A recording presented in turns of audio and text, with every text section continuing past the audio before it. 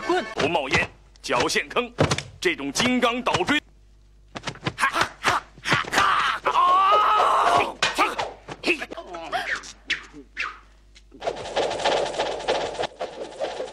Halo, jumpa kembali dengan Gardu Film. Kali ini, saya akan membahas film berjudul Shaolin Temple, sebuah film kungfu, produksi tahun 1982. Film Shaolin Temple adalah film yang menjadi awal karir Jet Li sebagai aktor laga, hingga namanya menjadi terkenal seperti sekarang. Film ini bersetting waktu sekitar abad pertengahan di masa peralihan dinasti Sui dan dinasti Tang. Baiklah, Sobat Gardu Film, saya akan langsung saja membahas film ini. Film dibuka dengan adegan Jue Yuan, seorang calon biksu Shaolin, sedang diambil sumpah untuk mentaati 10 aturan kuil Shaolin. Salah satu aturan itu adalah bersumpah untuk tidak membunuh. Jue Yuan terdiam, wajahnya tampak bimbang untuk memberikan jawaban. Mata Jue Yuan menerawang, mengingat peristiwa yang telah dilaluinya, hingga akhirnya membawanya ke kuil Shaolin. Peristiwa itu dimulai ketika Jue Yuan bersama ayahnya harus menghadapi kekejaman Jenderal Wang Jianse, seorang panglima perang kejam yang mengangkat dirinya sebagai kaisar ibu kota timur yang memerintah di Tumtu. Wang Jianse yang tengah membangun benteng pertahanan tepi sungai untuk membendung pasukan Li Ximin, panglima perang saingannya, di wilayah seberang, menggunakan budak dan para tahanan untuk melakukan kerja paksa. Di antara tahanan itu adalah Jue Yuan dan ayahnya, Chang, master kungfu berjuluk si Kaki Besi. Tak tahan melihat kekejaman Tuying, salah satu kaki tangan Wang Jianse, yang menganiaya seorang budak. Dalam kerja paksa itu, Chang terdorong menyerang orang itu dengan kungfu-nya. Jenderal Wang Jianse, yang sedang mengawasi langsung pekerjaan pembangunan benteng pertahanan itu, segera turun dari kudanya untuk menghadapi Chang. Melawan Wang Jianse yang seorang panglima perang berkemampuan kungfu tinggi, beserta 2 kaki tangannya, membuat Chang terdesak. Jue Yuan tak bisa berdiam diri. Ia ikut menyerang kaki tangan Wang Jianse, namun Jue Yuan tak memiliki cukup kemampuan untuk melawan orang-orang itu. Ia dengan mudah dibuat tak berkutik dan menjadi bulan-bulanan kaki tangan Wang Jianse. Jue Yuan melihat pilu ke arah ayahnya, yang akhirnya tewas ditikam pedang Wang Jianse. Dengan terpaksa, ia pergi dari tempat itu, membawa api dendam yang menyala-nyala. Pelarian Jue Yuan membawanya ke kuil Shaolin. Di lembah Songshan, ia ditemukan murid-murid di kuil Shaolin itu dalam keadaan terluka dan tak sadarkan diri. Dengan izin Sifu Tanchuang, guru kungfu di kuil Shaolin itu, para murid Shaolin membawa Jue Yuan ke dalam kuil dan merawatnya hingga ia pulih. Sifu Tanchuang mengizinkan Jue Yuan tinggal sementara di kuil Shaolin. Ketika sedang mengambil air di sungai bersama Sifu Tanchuang dan para murid Shaolin, Jue Yuan mengenal Bai Wuxia, seorang gadis penggembala yang periang. Perkenalan Jue Yuan dan gadis itu tidak diawali baik. Melihat Jue Yuan lambat membawa gentong air yang ditentengnya, Bai Wuxia melepaskan anjing penggembalanya untuk mengejar Jue Yuan, hingga Jue Yuan lari terbirit-birit. Anjing itu terus mengejar Jue Yuan hingga ke kuil Shaolin. Jue Yuan berinisiatif menangkap anjing itu menggunakan jebakan. Ia berhasil menangkapnya ketika ia melihat salah satu guru senior Shaolin sedang berkeliling. Melihat-lihat keadaan di sekitar kuil, Jue Yuan buru-buru menyembunyikan anjing itu, menutupinya dengan selimut. Kemudian ia pura-pura tidur. Ketika guru senior Shaolin itu berlalu, Jue Yuan segera bangun.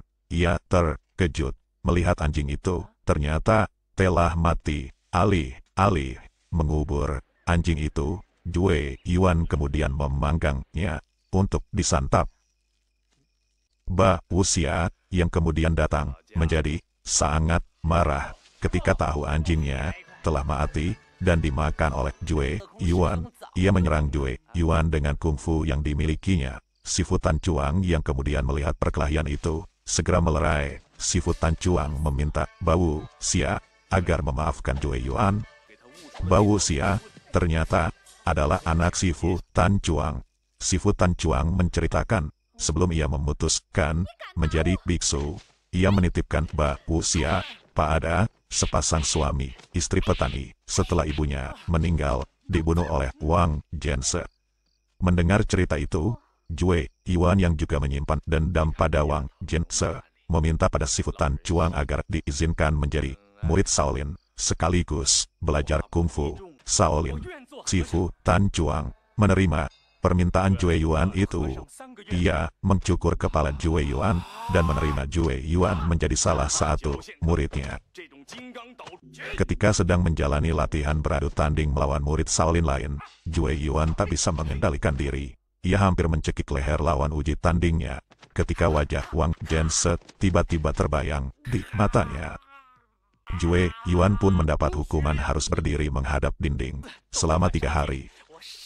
Jue Yuan yang terdorong keinginan segera membalas dendam pada Wang Jianse, merasa tak mampu mentaati peraturan Shaolin yang dirasa terlalu mengikat, ia memilih pergi meninggalkan kuil Shaolin. Jue Yuan pergi menuju sebuah villa, di mana Wang Jianse sedang berada di sana, menikmati makanan dan arak.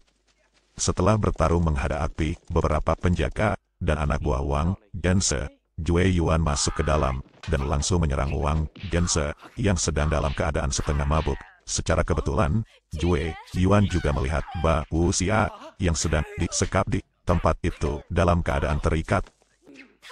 Tidak mudah bagi Jue Yuan untuk mengalahkan Wang Jianse. Meskipun dalam keadaan mabuk, Wang Jianse tetap mampu mengeluarkan kemampuan kungfunya. Ia menghadapi serangan Jue Yuan dengan jurus pedang mabuknya. Jue Yuan berbalik terdesak ketika Wang Jianse telah sadar dari mabuknya dan menggunakan jurus pedangnya dengan sempurna. Bau Xia yang berhasil melepaskan diri, kemudian membantunya dan mengajaknya kabur. Atas saran Bau Xia, Jue Yuan akhirnya kembali ke kuil Shaolin. Setelah bersujud, meminta maaf pada Sifu Tan Chuang, Jue Yuan kembali diterima sebagai murid Shaolin.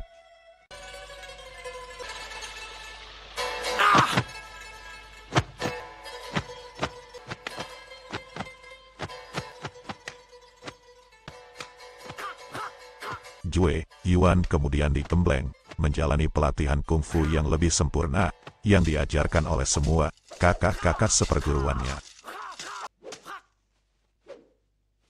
Beberapa hari kemudian, Jue Yuan melihat dari atas bukit bebatuan, Li Si Min, panglima perang wilayah seberang, tampak sedang dikejar Wang Jianse dan pasukannya. Jue Yuan tergerak untuk menyelamatkan Pangeran Ip U. Ia mengajak Li Si Min bersembunyi di Ta Lin, sebuah area pemakaman khusus para biksu Shaolin yang dianggap sebagai tempat suci. Wang Jianse yang melihat Li Si Min berlari ke kuil Shaolin untuk bersembunyi, segera bergerak bersama pasukannya menuju kuil Shaolin, namun ia dicegah kepala biara Shaolin. Kepala biara Shaolin meminta Wang Jianse turun dari kudanya. Jika ingin terus melakukan pencarian, Wang Jianse pun segera turun dari kudanya. Bersama pasukannya, ia berusaha mencari Li Si Min, namun gagal. Jue Yuan sudah lebih dulu membawa Li Si Min ke perbukitan.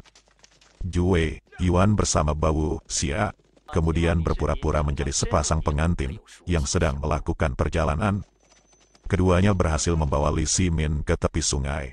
Namun, kemudian, seregu prajurit Wang Jianse tiba-tiba datang dan berusaha menggagalkan pelarian Li Si Min. Jue Yuan menyuruh Bau Xia segera mengarungi sungai, membawa Li Si Min ke wilayah kekuasaannya, sementara ia sendiri berusaha menghadapi para prajurit Wang Jianse. Tak lama kemudian, datanglah Sifu Tan Chuang bersama seluruh muridnya, membantu Jue Yuan menghabisi para tentara Wang Jianse itu.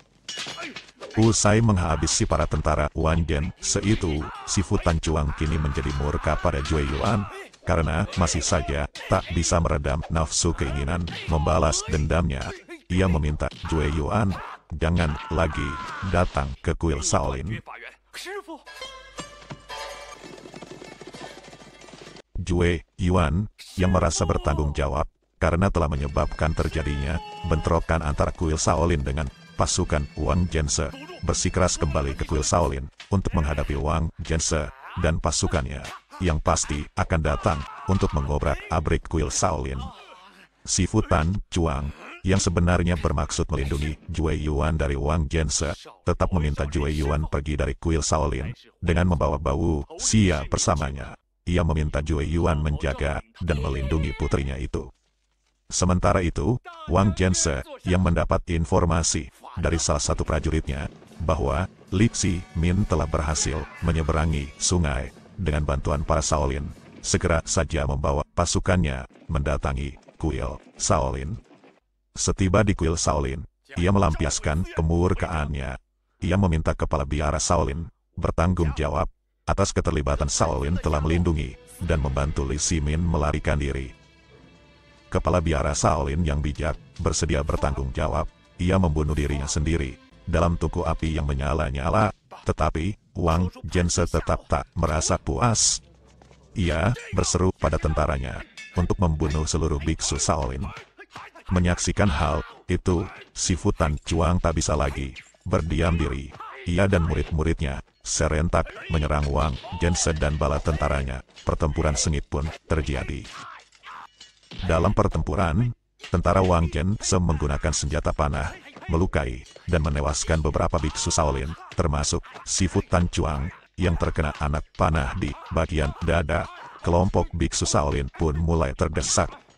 Dalam keadaan seperti itu, Jue Yuan kemudian muncul bersama Bau Xia. Keduanya melihat Sifu Tan Chuang akhirnya tewas. Sementara itu, begitu mendengar kabar Li Ximin telah kembali menyeberangi sungai dengan membawa pasukannya menuju Tungtu, Wang Jianse menjadi panik. Ia dan pasukannya pergi meninggalkan kuil Shaolin dan bergerak secepatnya menuju Tungtu. Jue Yuan tak berdiam diri. Dengan menunggangi kuda, ia bersama Bai Wuxia dan beberapa murid Shaolin lain mengejar jenderal kejam itu. Wang Jianse mati kutu.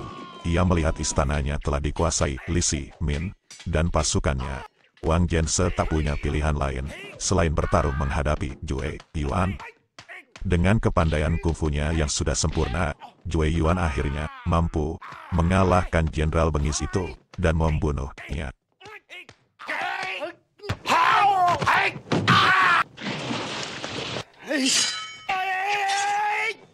Kembali ke scene awal, Jue Yuan yang memutuskan untuk menjadi biksu, akhirnya menyatakan kesanggupannya untuk mentaati aturan untuk tidak membunuh.